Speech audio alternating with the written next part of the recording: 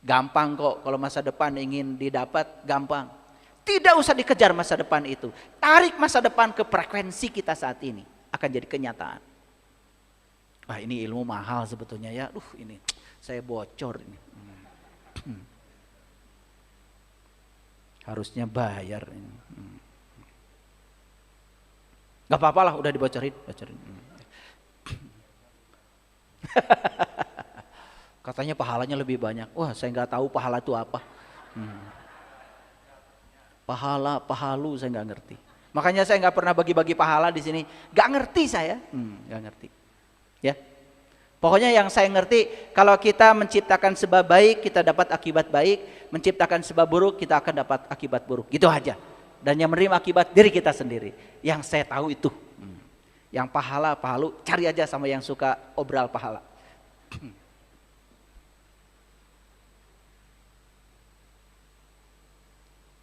Mengapa di Quran surat Al-Kahfi itu ceritanya pemuda, bukan pemudi? Pemuda laki-laki, pemudi perempuan. Karena perjalanan ke dalam diri ini perjalanan ruhani, baik bapak-bapak maupun ibu-ibu. Makanya kalau di Quran ada kata-kata ar-rijal qawwamuna 'alan nisa. Laki-laki itu pemimpinnya perempuan. Awas, bukan yang boleh jadi presiden itu hanya laki-laki, bukan. Ruhani pemimpin jasmani. Yang boleh jadi pemimpin adalah mereka yang ruhaninya sudah hidup, yang bisa memimpin jasmaninya. Siapapun itu, mau ibu-ibu, mau bapak-bapak, gak peduli. Gitu. Baru Islam tuh keren, tidak memarginalkan kaum Hawa, karena semua diberi kesempatan yang sama. Yang penting yang ruhaninya sudah bisa memimpin jasmaninya, berhak jadi pemimpin. Tapi yang ruhaninya masih dikendalikan jasmaninya, bahaya jadi pemimpin, baik laki-laki maupun perempuan. Korupsi, kehormatannya akan jatuh. Oke, lanjut. Oke, pernah dengar gak di Quran surat Al-Waqiah ada kata-kata gini, yatufu alaihim wildanum mukhalladun. Mereka dikelilingi oleh anak-anak muda yang tetap muda. Pernah dengar gak itu? Ya.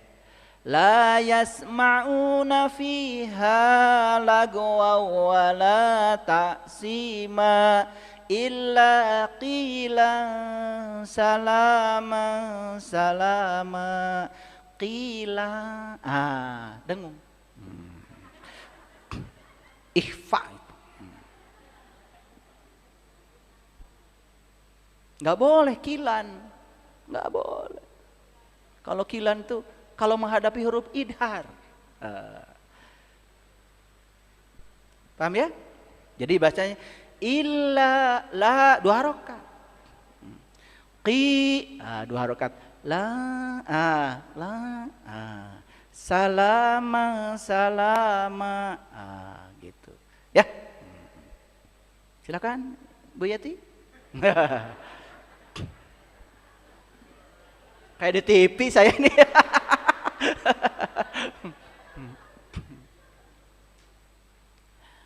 Mereka dikelilingi oleh anak muda yang tetap muda. Makanya saya kasih tahu, kalau orang benar belajar spiritualnya ke dalam, ya, awet muda, sehat, berkelimpahan, nggak pernah sakit, karena dia sudah tahu ilmunya. Karena begitu dirinya sudah positif, tubuh spiritualnya positif, tubuh intuisinya positif, tubuh energinya positif, tubuh mentalnya positif, maka tubuh fisiknya positif. Nanti saya buktikan ya. Tadi sudah ada sharing ya dari sahabat kita, ya, mendengarkan kajian-kajian lagi sakit, ternyata ada beberapa orang yang stroke. Kemudian dipasangkanlah ya headset, kemudian mendengarkan kajian terus-menerus. Ya, luar biasa, bisa sembuh dari stroke-nya.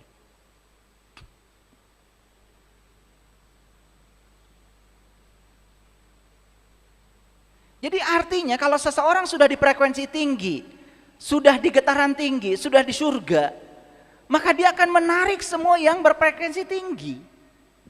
menarik orang-orang yang menyenangkan, menarik situasi yang menyenangkan, menarik hal-hal yang menyenangkan. Dia sudah menjadi magnet untuk bisa menarik yang serupa dengan frekuensi dia. Like attracts like. Itu science. Makanya tidak ada kata-kata yang keluar dari orang yang sudah damai dengan dirinya, kecuali kata-kata yang damai dan mendamaikan. Gak ada umpatan, gak ada hujatan, gak ada. Orang mau bajunya pakai apa, dandanannya kayak apa, sorbannya sepanjang apa. Kalau yang keluar dari mulutnya adalah hujatan, kebencian, dia belum selesai dengan dirinya sendiri. Dia masih tinggal dalam neraka di frekuensi rendah.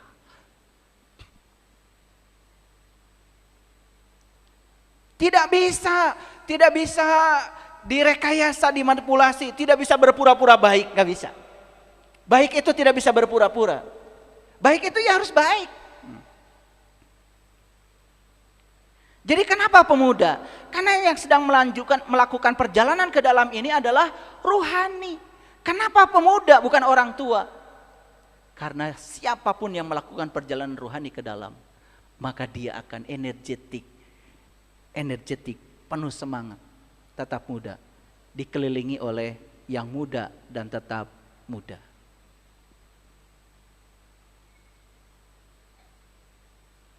Jadi umur 35, jalan sudah diseret. Ada apa ini? Itu pasti gambaran, karena tubuh ini cerminan dari kualitas jiwa. Orang yang jiwanya amburadul, fisiknya amburadul. Gampang bacanya, ya. Umur masih muda, matanya berair. Itu masalah jiwa itu. Itu bukan fenomena fisik. Oke? Ya. Saya ingin menyampaikan satu kata-kata bagus ini dari Stephen Leacock. Stephen Leacock mengatakan begini. Kita tidak berhenti tertawa karena kita menjadi tua. Jadi kalau ada orang yang mengatakan tertawa itu haram, dia harus belajar lagi agama itu. Ternyata tertawa yang penuh dengan kesadaran menghasilkan dopamin, endorfin, serotonin yang menjaga ketahanan fisik, daya imunitas, kebahagiaan. Itu adalah hormon-hormon yang dihasilkan oleh pineal gland. Di sini nih. Kelihatan tuh yang kurang tertawa, senyum berat. Makanya otaknya itu hanya memproduksi hormon-hormon adrenalin. Namanya itu hormon kortisol. Bawaannya negatif aja, ya. Ya, makanya orang yang kayak gitu itu biasanya boros bedak.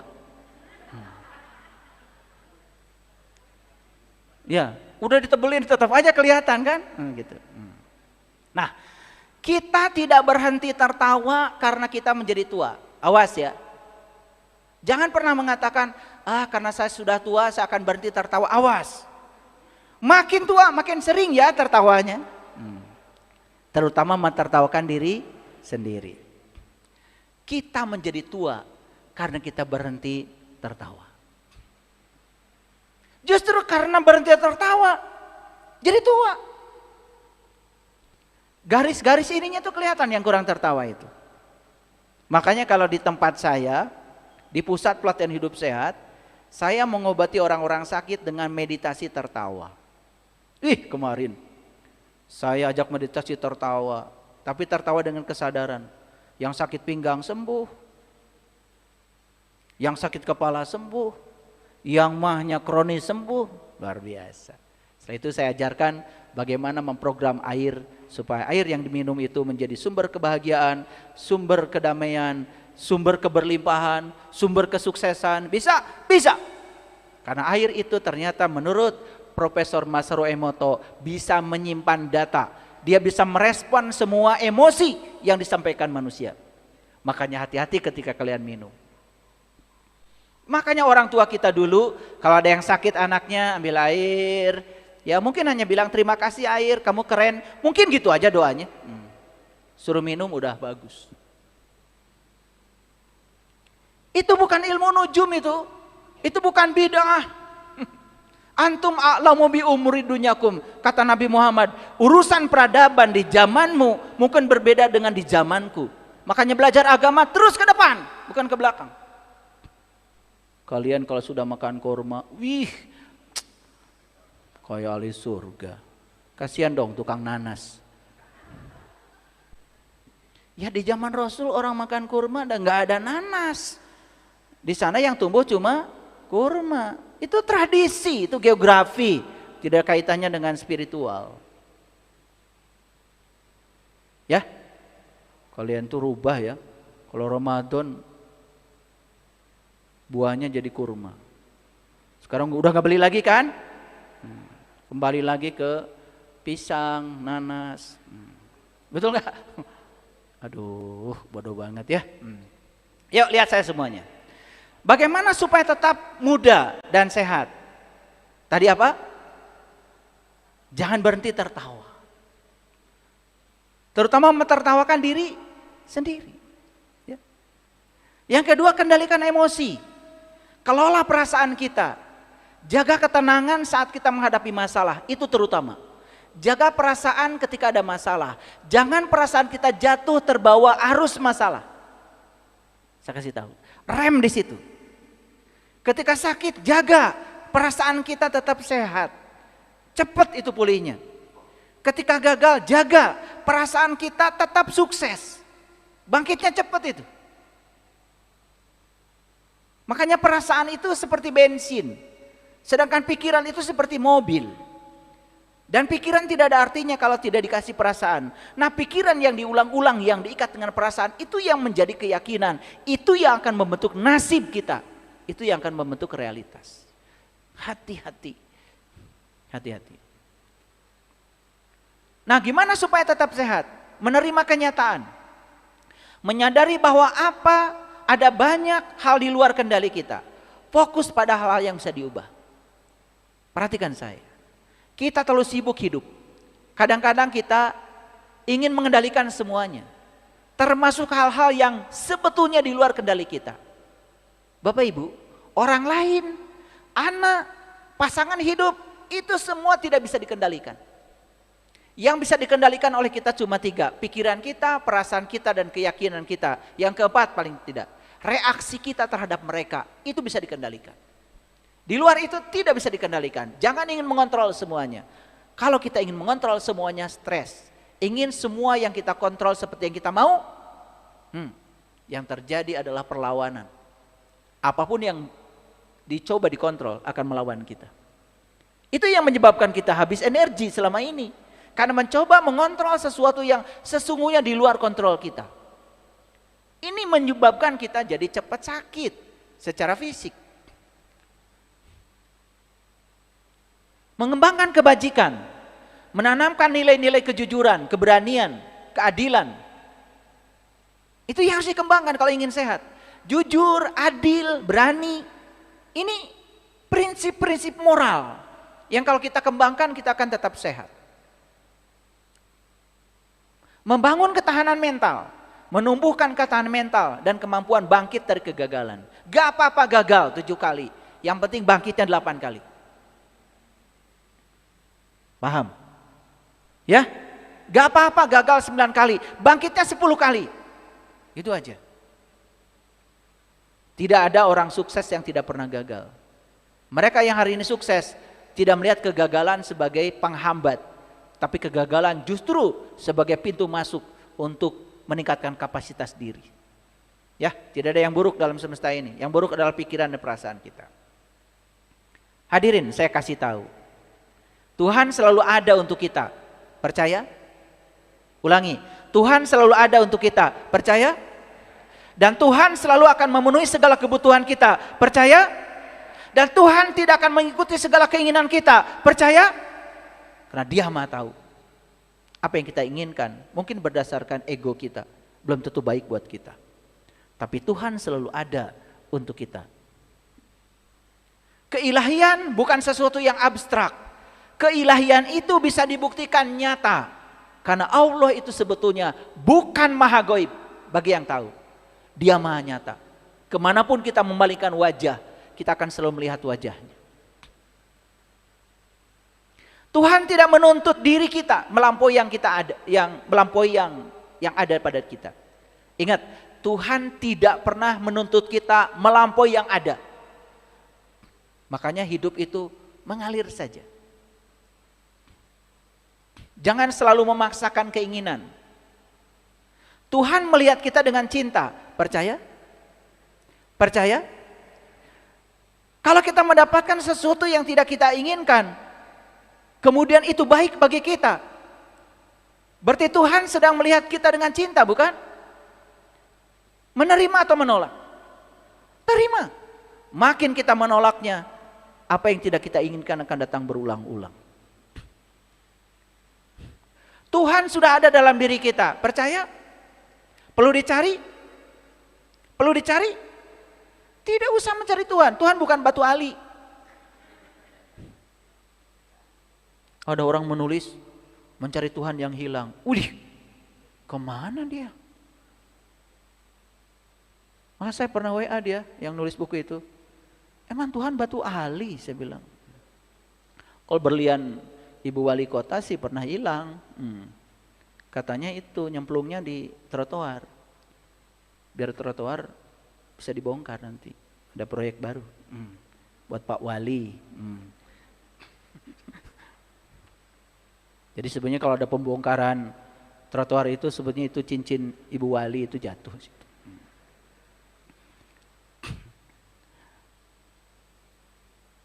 Tuhan selalu ada dalam diri kita. Percaya? Terasa sekarang adanya? Ya Allah.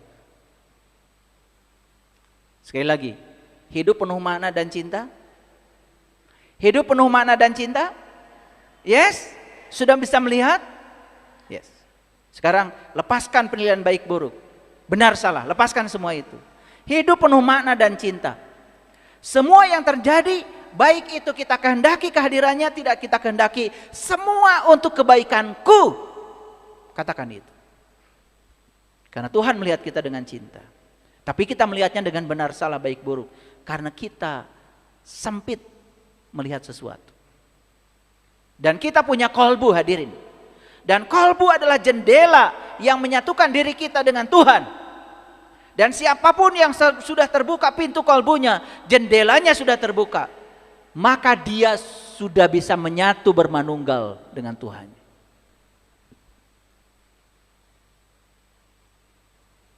Jadi sekarang tugas kita apa? Berhenti. Berhenti. Kita terlalu sibuk mengejar. Sekali-kali berhenti dan belajar mendengarkan. Mendengarkan lebih banyak.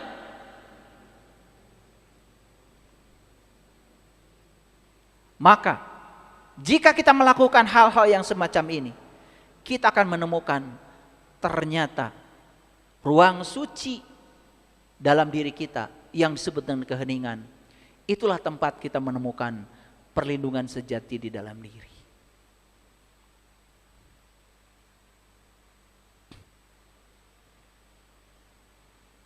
Kita lanjutkan dulu. Tadi baru sampai ayat 10. Maka di dalam Quran surat Al-Kahfi ayat yang ke-11 dikatakan fadorobna ala azanihim. Azan pendengaran.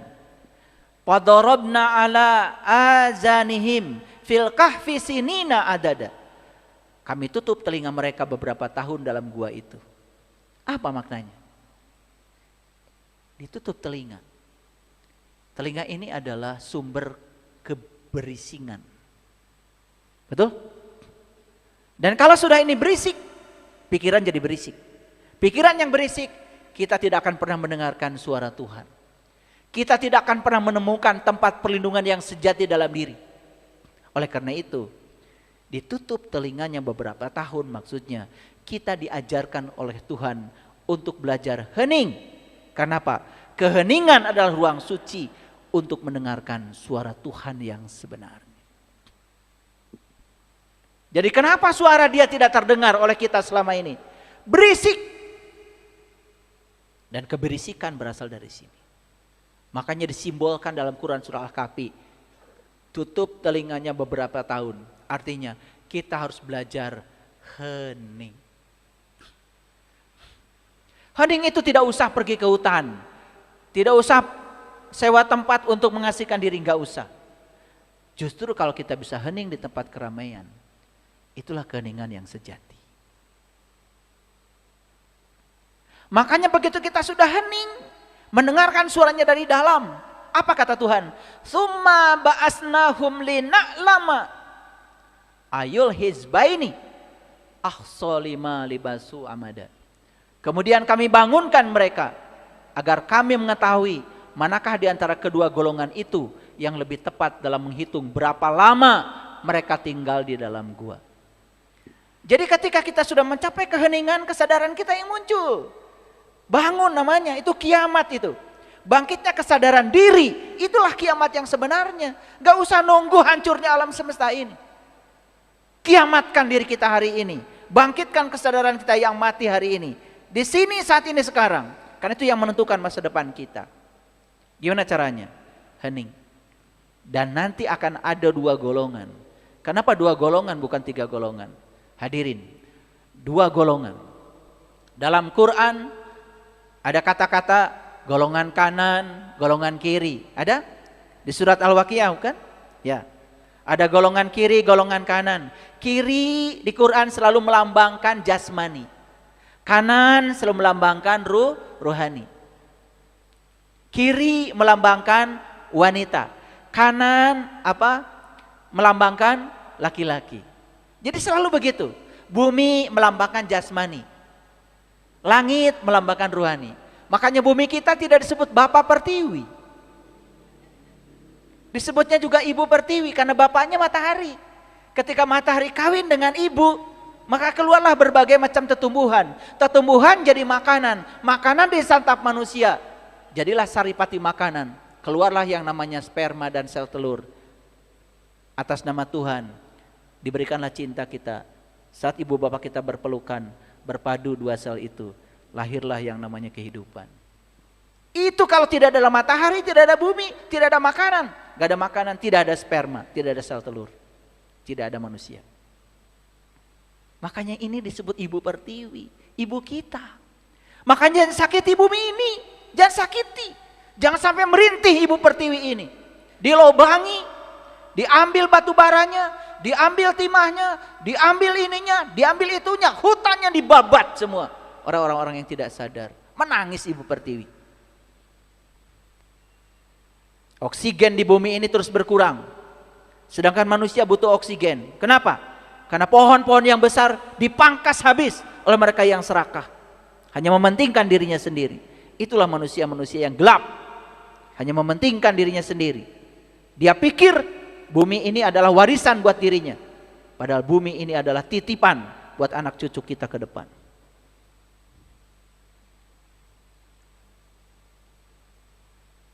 Kenapa ada 2 golongan? Ada golongan kiri, golongan kanan. Golongan kulit, golongan isi.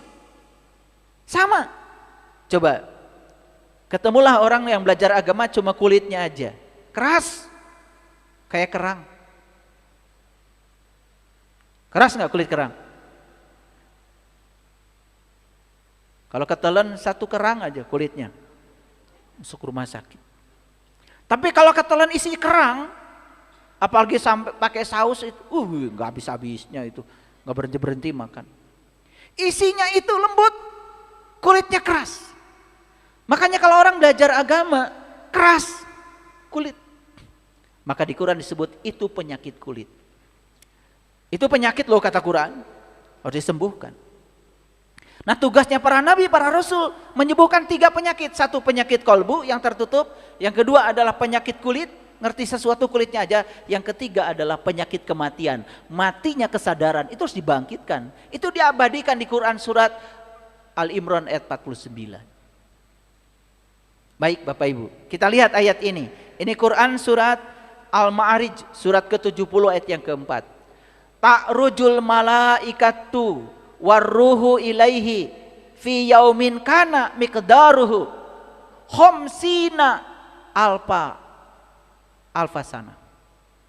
Malaikat dan ruh naik kepada Tuhan dalam sehari yang kadarnya 50.000 tahun. Jadi perjalanan ruhani itu hitungan waktunya beda dengan perjalanan jasmani. Jadi kalau kita mengalami perjalanan ruhani, walaupun 1 hari, hitungan jasmaninya itu 50.000 tahun. Makanya orang-orang yang selalu melakukan perjalanan ke dalam, perjalanan ruhani, memasuki alam nur ala nur. Satu hari di alam cahaya sama dengan 50.000 tahun di alam dunia ini. Dia sudah melakukan perjalanan abadi, perjalanan yang sangat panjang. Beda dengan orang-orang yang hanya berjalan di dunia jasmani. Nah makanya beda hitungannya. Orang yang di dunia jasmani ngitungnya 1 hari. Orang yang di dunia ruhani 50.000 tahun. Karena 1 hari dalam ruhani sama dengan 50.000 tahun. Jadi beda cara perhitungan mereka. Jadi yang berjalan secara jasmani dengan yang berjalan secara ruhani, perhitungannya beda. Pilih yang mana Bapak Ibu? Yuk lakukan perjalanan ruhani. Karena 1 hari di sana sama dengan 50.000 tahun. Keren. Makanya malaikat dan ruh naik menghadap Tuhan. Kalau saya jelaskan ya, ini butuh waktu banyak. Tapi saya cuma jelaskan permukaannya saja. Yang saya pentingkan di sini adalah kadar waktunya. Oke, Bapak Ibu. Perhatikan saya sekarang. Betul manusia ini adalah sebuah mikrokosmos? Oke. Susunan organ tubuh manusia persis seperti tata surya. Jantung adalah mataharinya dan semua organ lain itu adalah planet-planetnya. Makanya orang-orang yang selalu penuh dengan cinta, syukur, apresiasi dalam batinnya. Perhatikan tuh. Orang-orang yang selalu cinta, syukur, apresiasi, menghargai orang lain. Perhatikan ciri-cirinya. Sistem kekebalan tubuhnya itu meningkat. Makanya itu yang dikatakan tadi, muda tetap muda. Makanya perlu ya melakukan perjalanan ke dalam supaya kita melakukan proses penyembuhan secara secara holistik. Produksi zat kimia vital meningkat. Zat kimia vital itu apa? Dopamin, endorfin, serotonin, oksitoksin, itu zat kimia vital. Itu untuk vitalitas tubuh. Umur 40 sudah diusir-usir sama istrinya. Kenapa? Kurang jantan. Dikiranya ini masalah fisik. Maka pergilah ke tempat-tempat yang tidak tepat. Itu yang bikin mobil Innova jadi Avanza itu loh. Diurut kan jadi gede. Udah gitu makan aneh-aneh. Minum obat kuat. Minum itu, minum ini. Padahal masalahnya masalah spiritual. Masalahnya masalah energi, masalah mental. Lalu mencari cara-cara penyembuhan yang parsial. Rusak tubuh. Itulah. Meningkatkan vitalitas. Makanya orang-orang yang secara spiritual sudah sehat, dia memiliki kekuatan tenaga yang tidak pernah habis. Tidak pernah merasa lelah. Kadar hormon stresnya menurun. Tekanan darah tinggi turun. Nih, yang tekanan darahnya tinggi.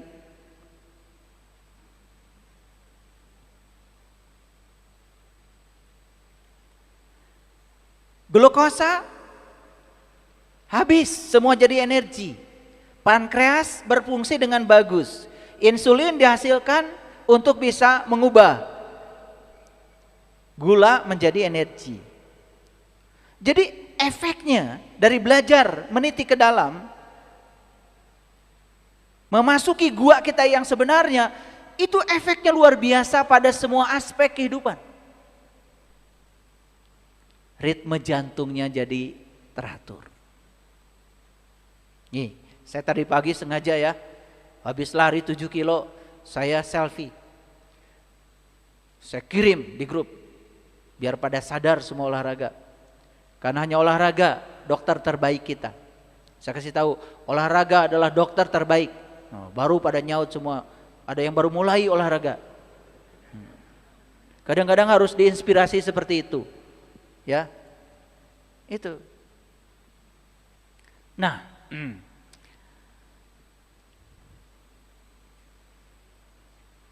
kita lanjutkan. Tadi sampai ayat 12 kan? Ayat ke-13. Nahnu naqussu 'alaika naba'ahum bil haqq. Kami kisahkan kepadamu cerita ini dengan hak. Ini saya sedang cerita apa ini? Cerita Ashabul Kahfi. Dulu apa sekarang? Sekarang. Siapa yang sedang ceritakan? Kita yang sedang melakukan perjalanan ke dalam. Ini kan cerita tentang gua. Cerita tentang gue, bukan cerita sejarah saya. Sejarah itu sudah lewat masa lalu. Masa iya ada orang yang tidak beriman masuk gua, keluar jadi orang beriman? Gua apaan itu? Kalau gua bisa membuat orang beriman, kayaknya kita berbondong-bondong deh masuk ke dalam gua, betul nggak? Dan keluar dari situ tiba-tiba jadi orang beriman begitu? Sadar. Kami kisahkan kepadamu cerita ini dengan hak. Gak mungkin Allah menceritakan kisah ini, kisah tentang masa lalu yang tidak bisa kita lakukan hari ini. Pertanyaan saya dari lubuk hati yang terdalam buat Bapak Ibu.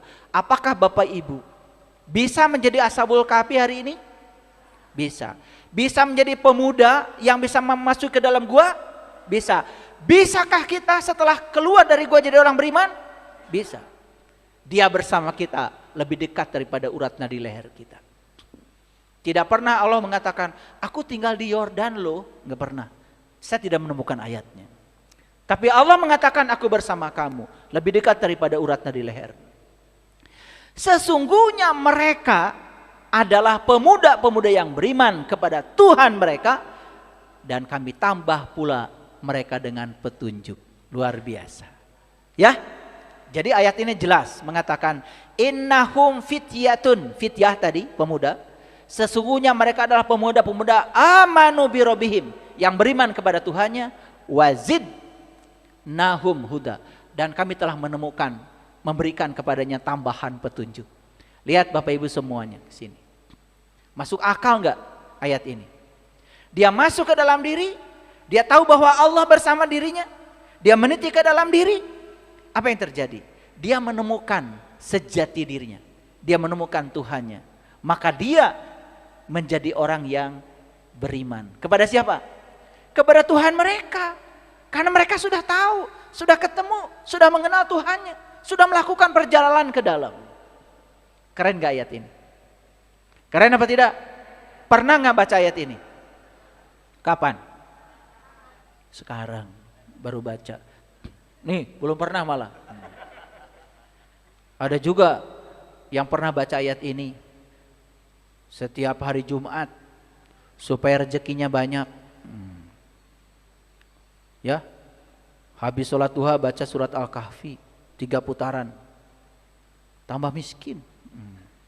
Karena cuma baca Arabnya aja, ngerti enggak? Tapi kalau baca isinya nih, oh iya, sumber kekayaan saya ada di dalam. Karena Allah saya maha kaya. Dan saya harus menemui dia yang bersama dengan saya. Saya melakukan perjalanan ke dalam gua. Saya harus menjadi Ashabul Kahfi. Mengubah nasib dari dalam.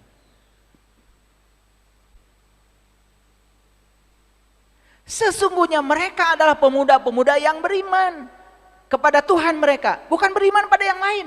Kepada Tuhan mereka. Kenapa? Karena mereka sudah bertemu. Sudah mengenal dengan Tuhannya. Bukan sekedar itu. Wazidnahum huda, dan kami tambah pula mereka petunjuk. Lanjut ayatnya. Warabatna ala qulubihim, dan kami meneguhkan kolbu mereka. Lihat saya semuanya. Yang diteguhkan oleh Allah kolbu. Kenapa kolbu? Karena dalam hadis qudsi, langit dan bumi tidak akan cukup menampung zatku, tapi kolbunya orang yang beriman, itulah rumahku. Qalbul mu'min baitullah. Jadi baitullah yang sebenarnya adalah kolbu. Maka diteguhkan oleh Allah kolbu mereka. Di waktu mereka sudah bangkit. Warobatna ala qulubihim idqamu. Sudah bangkit? Sudah bangkit. Sudah menemukan jati diri? Sudah. Sudah bertemu Tuhannya? Sudah. Sudah beriman? Sudah. Dia sudah mengalami pengalaman itu. Idqamu. Lalu berkata, faqalu Rabbuna Rabbus samawati wal ard. Tuhan kami adalah Tuhan seluruh langit dan bumi. Karena sudah kenal, dia bisa berkata begitu. Oh, ternyata Tuhanku bukan hanya ada pada diriku, tapi Tuhanku meliputi Anda, meliputi Anda, meliputi Anda, meliputi Anda, meliputi seluruh langit dan bumi. Sadar. Kesadaran itu dibawa ke dalam kehidupan. Bagaimana mungkin saya menyakiti orang lain? Bagaimana saya menipu orang lain? Bagaimana saya bisa merendahkan orang lain? Karena di semua tubuh-tubuh yang berbeda ini ada Tuhan yang sama, ada energi yang sama yang meliputi diriku. Makanya kesadaran itu membuat dia berkata, qalu Rabbuna Rabbus samawati wal ard lan nad'uwa min dunihi. Kami sekali-kali tidak menyeru Tuhan selain Dia.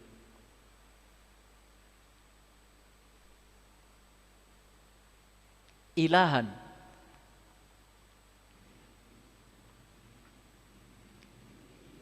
Kami sekali-kali tidak menyuruh Tuhan selain Dia. Dia tidak menyuruh Tuhan yang selain Dia, karena sudah tahu Dia. Masuk akal? Makanya hadirin, saya kasih tahu, sepanjang kita tidak tahu dan kenal pada Dia, kita akan terus menduakan Dia. Makanya coba baca itu yang namanya talbiyah haji, talbiyah umroh. Labbaik Allahumma labbaik, labbaik la syarika laka labbaik. Innal hamda wa nimata laka wal mul la syarika. Aku datang memenuhi panggilanmu untuk membebaskan syirik yang ada padaku. Jadi sebetulnya haji itu adalah berkunjung ke Baitullah agar kita bertemu yang punya rumah. Setelah bertemu kita terbebas dari dosa syirik. Karena kita tidak menduakan Dia lagi, karena sudah tahu dan kenal kepada Dia. Itulah yang dikatakan di Al-Kahfi ini. Makanya jelas, lan nad'uwa min dunihi ilahan. Kami sekali-kali tidak menyeru Tuhan selain Dia. Laqad qulna idza satoto. Sesungguhnya kami kalau demikian telah mengucapkan perkataan yang amat jauh dari kebenaran. Jadi sepanjang seseorang itu belum meniti ke dalam gua, belum bertemu dengan jati dirinya, maka dia akan terus-menerus menyeru Tuhan-Tuhan yang selain Dia. Dan menyeru Tuhan yang selain Dia, kata Quran, sesungguhnya kalau begitu kami telah mengucapkan perkataan yang amat jauh dari kebenaran. Kan banyak orang yang mengatakan seolah-olah dia sudah tahu dan kenal, lalu menyebut-nyebut namanya, padahal dia tidak tahu barangnya. Dan itu adalah perkataan yang jauh dari kebenaran. Makanya Tuhan tidak bisa diceritakan, tidak bisa dijelaskan, tetapi Dia bisa ditemui oleh orang yang mau dan merindukannya. Karena Dia sendiri yang berkata di dalam Al-Quran, surat Al-Kabut ayat 5, barang siapa yang berharap jumpa dengan Tuhannya, maka waktu yang dijanjikan pasti datang. Man kana yarju liqa Allah fa inna ajalallahu la'aj. Barang siapa yang berharap jumpa dengan Allah, waktu yang dijanjikan pasti datang.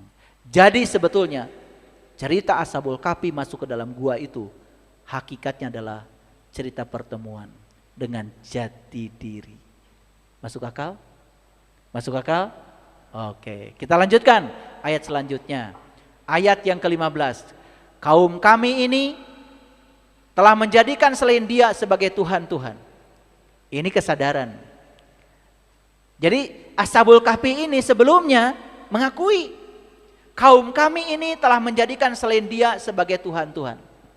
Ada pengakuan di ayat ke-15. Mengapa mereka tidak mengemukakan alasan yang terang? Siapa yang lebih zolim daripada orang-orang yang mengada-adakan kebohongan terhadap Allah? Jadi karena bingung, kok orang-orang nih ya di sekitar ini tidak memberikan penjelasan yang masuk akal ya, tidak memberikan alasan yang terang ya gitu.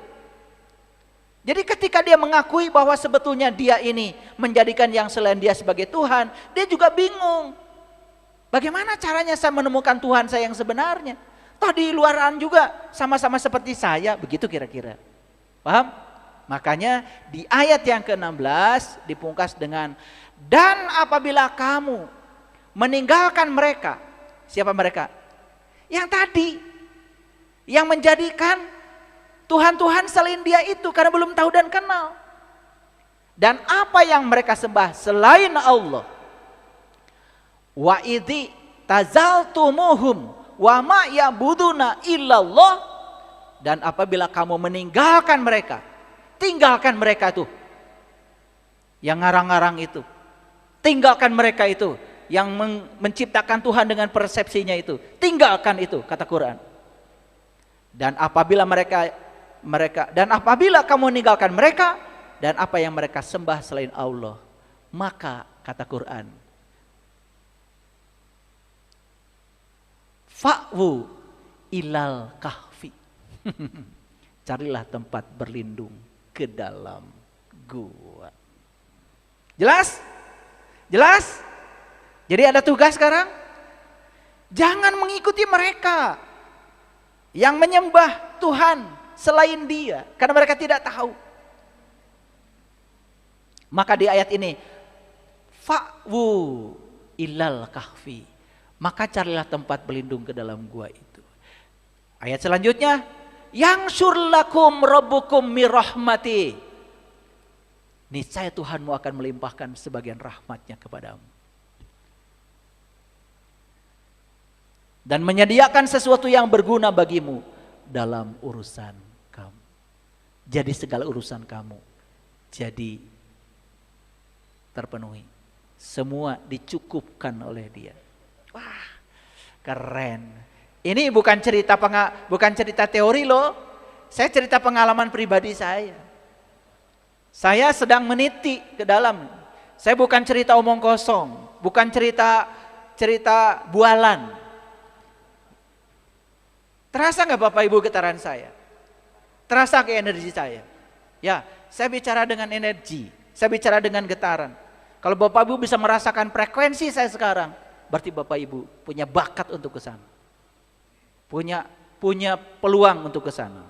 Lalu ayat yang ke-17, ayat terakhir kajian kita hari ini, wa tarasyamsa idza tola'at, dan kamu akan melihat matahari ketika terbit.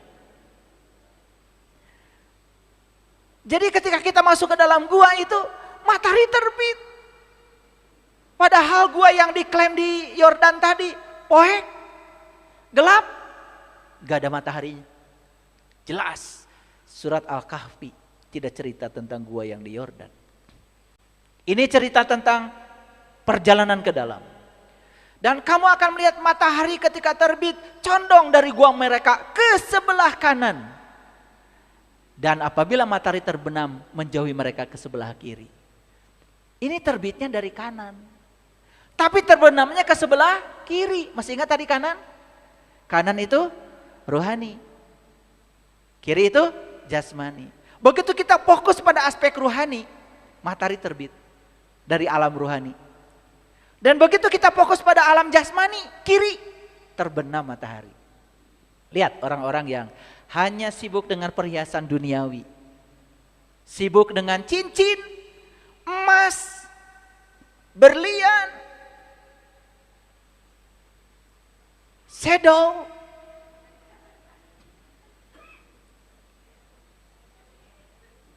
baju, semua aksesoris luar.